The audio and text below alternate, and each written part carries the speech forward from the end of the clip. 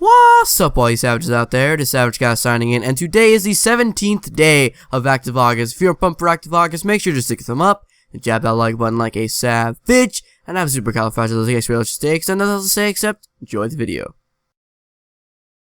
Today, we are reviewing Smackdown, and again, it is the Smackdown before SummerSlam. To start the show, Daniel Bryan and Shane McMahon are backstage, and then they call out Randy Orton, who comes in and signs the contract, which I'm assuming is for Brock Lesnar versus Randy Orton for SummerSlam. I don't know why they just signed it now. I thought they signed it already, but I mean, hey.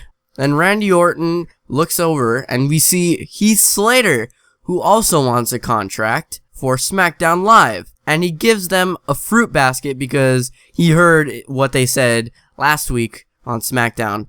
But Heath Slater didn't listen, so he kind of got screwed over. But this time, Randy Orton actually gives the idea for them to have a match later on tonight, and if Heath Slater wins, he gets a contract. In the ring, we see The Miz and Maurice, and they're on the set of Miz TV in the middle of the ring. And they were, of course, going to be calling out the two people that are going to fight each other for the WWE World Championship at SummerSlam, Dean Ambrose and Dolph Ziggler. But Dean Ambrose interrupts The Miz before he could really say anything, and before Dean Ambrose could really say anything, Dolph Ziggler comes out and interrupts him. So Dean Ambrose and Dolph Ziggler go back and forth about how I need it more than you, or I am the true champion that this brand deserves. So Dolph Ziggler was going really deep in, talking about how I only need one move to, and then he super kicks him.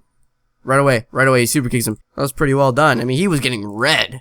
Next, we had the 12-man tag team match, which had the American Alpha, the Hype Bros, and the Usos versus the Vaudevillains, the Ascension, and Breezango. And of course, we knew who was going to win.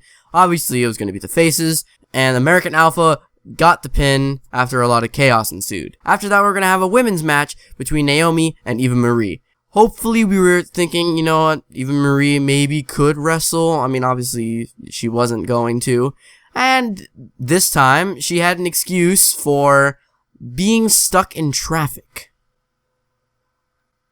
Okay? Naomi actually came out with a new outfit and a new song, and it was actually, you know, wasn't that bad. After that, we had the Randy Orton versus Heath Slater match, and of course, the stipulation was if Heath Slater wins, then he gets a contract. So, right off the bat, Randy Orton starts pummeling him. Heath Slater didn't get any offense in, and Randy Orton was so angry that he actually got himself disqualified by going into the turnbuckle and beating up Heath Slater way too much. And something really interesting happened after that when the Wyatt family came out, and during the commercial break, Bray Wyatt actually stared at Randy Orton.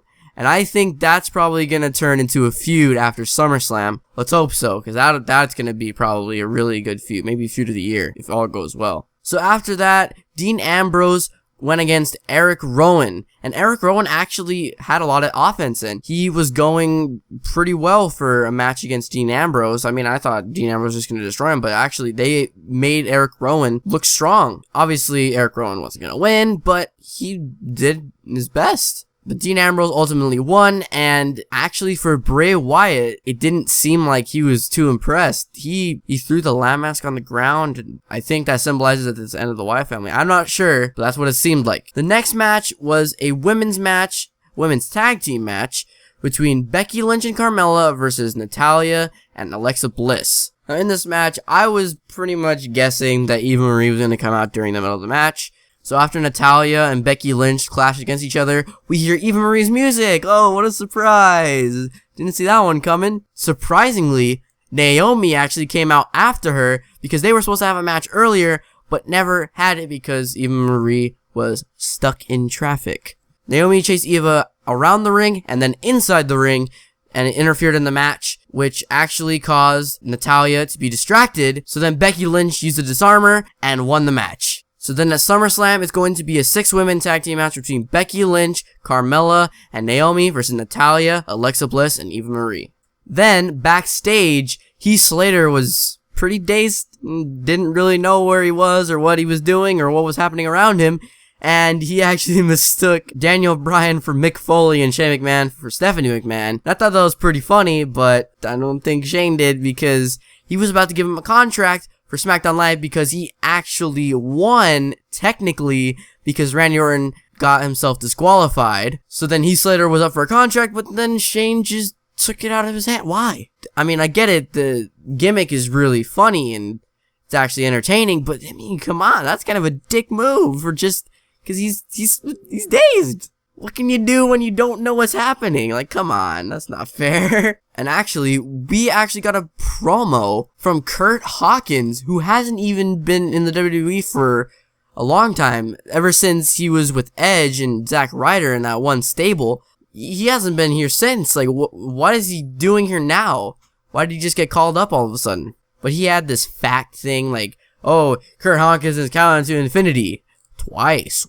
Whoa, that's too many times. But I'm actually kind of excited to see what Kurt Hawkins brings to the tables for SmackDown. And lastly, the main event of SmackDown was John Cena versus Alberto Del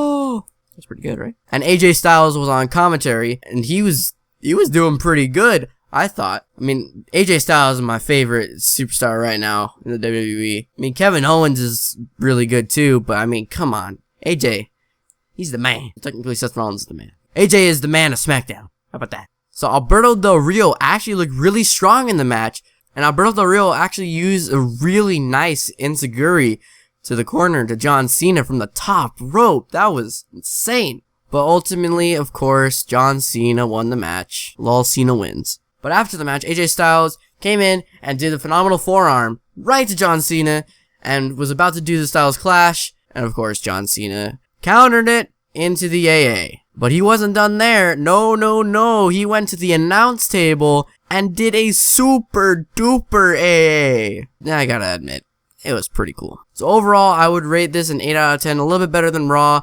Even though it was only 2 hours, it still made for good wrestling. Thank you guys so much for watching. Savage Guy, signing out.